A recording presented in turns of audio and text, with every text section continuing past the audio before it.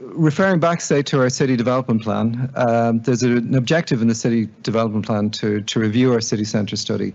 So background to city centre study was in 2015, 2016, we published ourselves in the NTA, Traffic Department in the NTA published a city centre transport study, which set out really how the city, from a traffic point of view, is going to change over the next number of years, and specifically how it's going to change in order to accommodate the Lewis Cross City, which was obviously being built at the time and coming into operation. When we reviewed the city centre transport study this time, again with the NTA, the key elements that we're looking at how we need to change the city is around the Bus Connects program, so the Bus Connects network redesign, the Bus Connects corridors, the arrival hopefully at some stage of the metro, the DART Plus projects, and then our own active travel projects, which Andy will talk about. So it's kind of a moot point to actually say that we're going to introduce all this additional public transport, active travel, and not actually think about how we change how people move around the city by the general traffic mode. So the Dublin City Development Plan also has an objective in terms of mode share. So it's looking to have this, to transition to more sustainable modes. And when you look at these, walking goes up, cycling, pretty much doubles. Public transport goes up a bit, but the main item there is the reduction really in the private car numbers. Now, these are based on 2019, so in actual fact, when we look at where we are, in particularly the last quarter count in 2022, our public transport figures are really starting to be very good. They're 10% up from where they were previous to COVID. Our car numbers are down about 15% of where they were pre-COVID, so that's unusual for a European city. Most European cities, that their car traffic actually exceeded what they were pre-COVID. So we're still that reduced, and a lot of that is down to the changes that were made during COVID.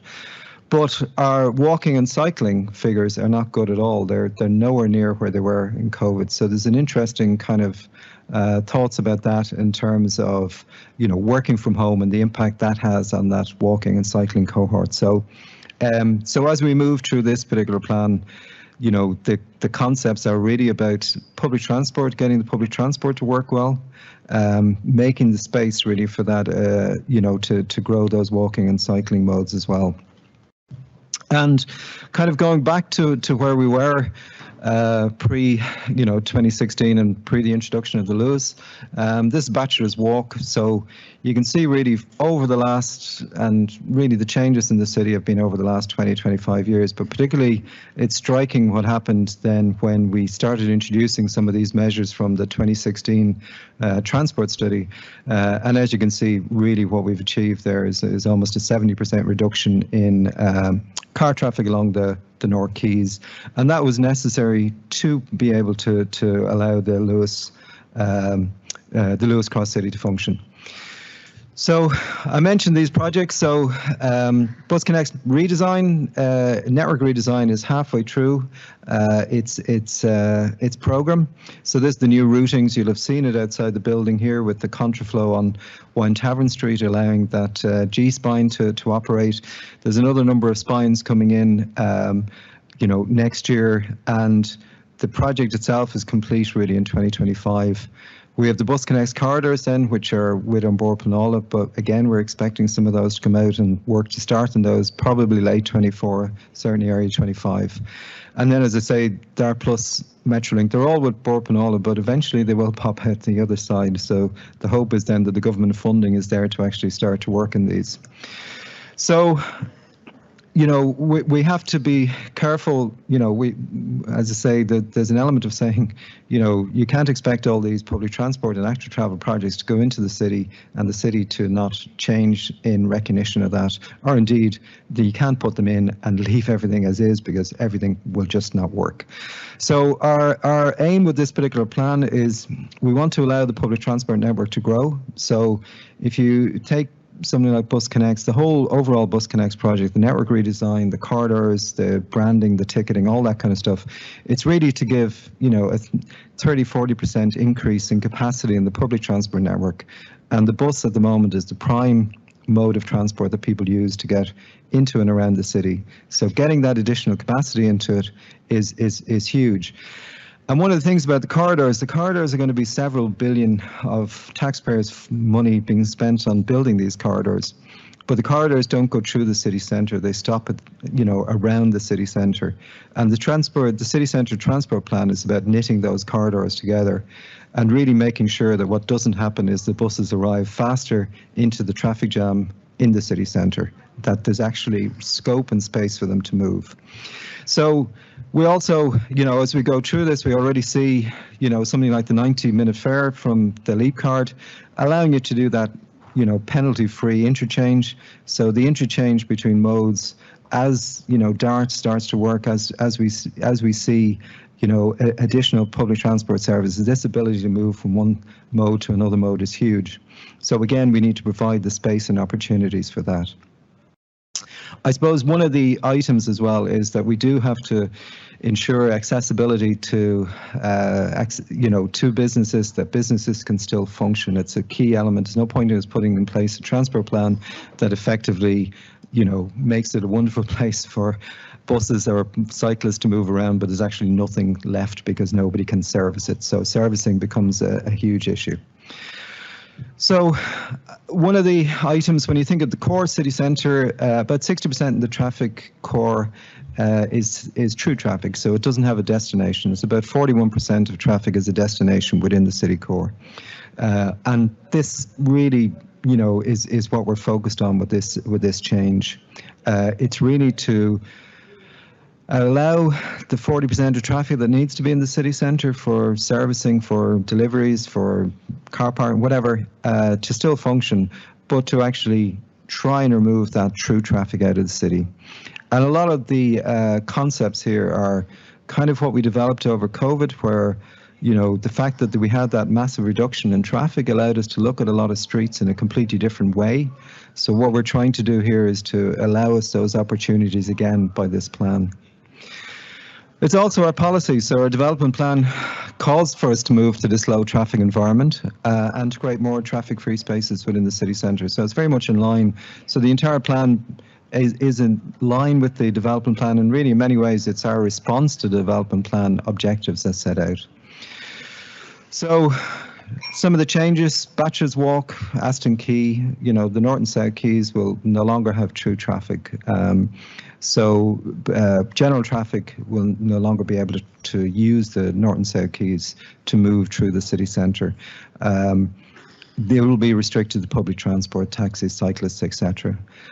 We've changes around Western Row, Pearse Street. The idea of these changes again is to one, to do quite a bit of work on Pearse Street, Tara Street, because of the recognition of its prime role in public transport, but also it's to again start to reduce some of the traffic in the city centre. So if you think about restrictions in the North-South Quays, restrictions down Pearse Street and so on, and the existing restrictions, I suppose, that are in place, the idea is that you move towards this low traffic environment in the city core. And it offers up a load of different opportunities. So, you know, in the first place, it's a traffic management plan, looking at these various areas, proposing different ways of moving in these areas, all with the idea of not allowing the through traffic to concentrate and getting that through traffic out of the city. And then it's saying, well, here's a load of different ideas or, you know, items that arise from it. So we already, you know, have College Green as being a prime objective. It's in the development plan. But one of the things we're going to move to in this is, as the buses are removed from College Green under the bus network redesign, we will make this area traffic free. So this is in advance of the public realm proposal. So prime aim there, I suppose, one is to implement the bus changes to so that this is no longer a bus route, and two is to you know, remove that element from any of the planning work for the public realm improvements. Parliament Street, you know, there's long desire to and a lot of pressure on us to do something about Parliament Street and linking it over to Cable Street. So again, one of the reasons we didn't do anything with it last year, or I haven't proposed anything, is there's a bus route here. Network redesign gets rid of that bus route, and then Parliament Street can be changed. So deliveries up to a certain time, and after that, a traffic-free environment. There's opportunities for the quays, for the South Quays, the North Quays, you know, and again, there's an element of removing some of the general traffic, which you'll see in the evening is really blocking up the bus routes coming down the South Quays. So as we move buses away from College Green and start to provide that opportunity, which is inherent in our development plan, is a key, really important proposal for the city centre. There's no two ways about it. We have to ensure that the bus service doesn't suffer. So allowing this really good priority along the North and South Quays by removing them as true routes for general traffic is how we propose to do it. Bachelor's Walk, again, with only buses there, with cycling, that's really what we're talking about, no true traffic again. Tara Street, so Tara Street, Pearse Street, by not allowing people to come down Western Row and turn left as general traffic as they do at the moment, by turning them back, making Pearse Street two-way at that section, and turn them back really in the direction of the the Samuel Beckett or Eastlink Bridge. The concept here is to be able to reduce the number of lanes on Pearse Street and Tara Street. And that's, if you think about Pearse Street and Tara Street at the moment, they're pretty hostile places, but they're right where we have a big concentration both of students in Trinity being a major stakeholder in that area, but we also have the public transport at Tara Street. We have this as a Metrolink station, so this is where the heavy rail metro interchange happens. So over the lifetime, and again, you'll see something like the College Square development there. You know, there's big developments in this area. There's a lot of draw here for public transport, so making these streets a little bit more attractive by reducing the traffic volumes that can actually reach them, you know, allows us to fairly quickly make some changes here.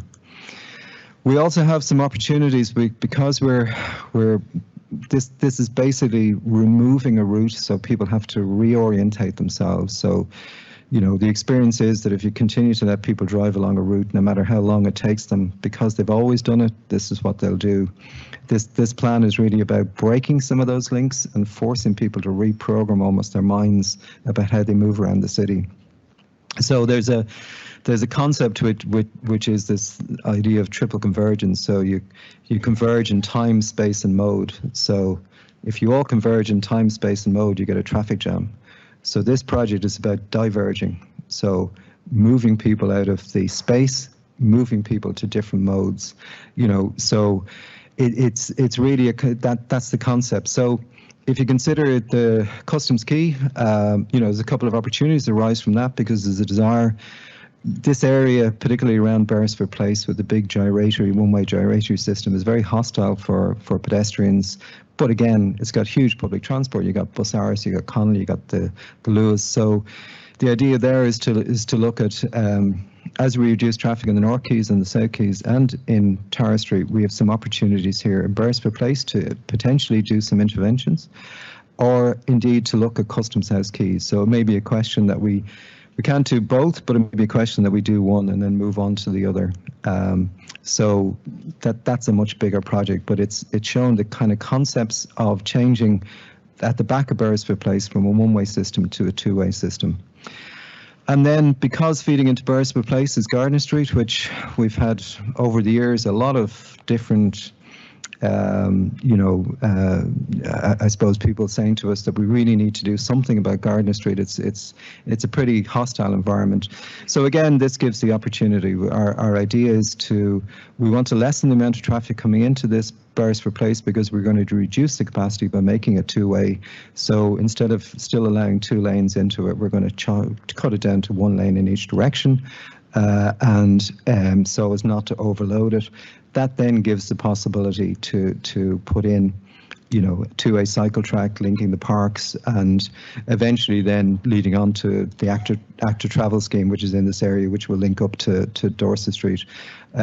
So a lot of what we're trying to do with this plan is to one, break some links, and two, in some areas to reduce capacity quite deliberately so we don't overload the capacity that's left at various different places. Lincoln Place, there's a lot of different kind of works going on and thinking about this location, but one of the items there is that at Lincoln Place there's an opportunity potentially to break the link really from Leinster Street down that way to actually turn the buses down Marion Street lower. Because Western Row again is no longer going to be this big traffic route, because if you go down Western Row you're turned back down Pearse Street, so it doesn't get you across the bridge as it does at the moment. So we're anticipating that will reduce a lot of traffic. It's a key bus route on the network redesign, because a lot of the routes that are taken out of College Green will actually start to appear on these areas. So again, it's a route around across, it's a cross-city route.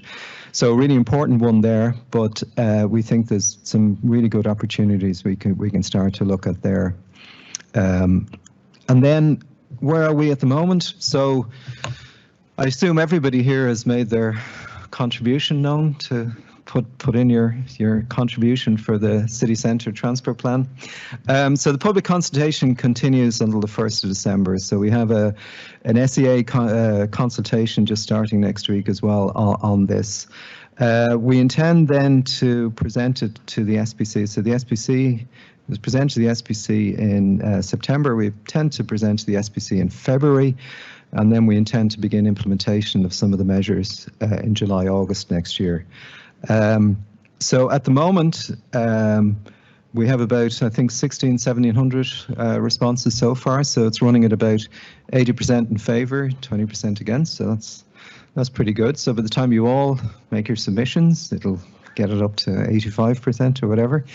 And it's usually useful in these kind of things to always remember the city is just an evolving thing. When we look at it at any one moment, it's just a slice in time. It's not the way the city always was or always will be. And nothing illustrates this more than, Grafton Street. Nice buses going down. I used to take the bus down Grafton Street when I was in college. It took forever. And also, this is a really nice one at Henry Street from 1971, where the traffic department closed off, as it was then, closed off Henry Street with some benches and some planters. So all this talk of active urbanism and all this kind of stuff, it was all old hat to the people back in the 70s. The fortunate thing is, when you think about it, when we did Henry Street in the 70s, it was almost 50 years later that we did Capel Street. So it was a long time in between the two. So that's just a quick whistle-stop tour. As I say, there's a far longer presentation on it tomorrow, but I'm just under a bit of time pressure.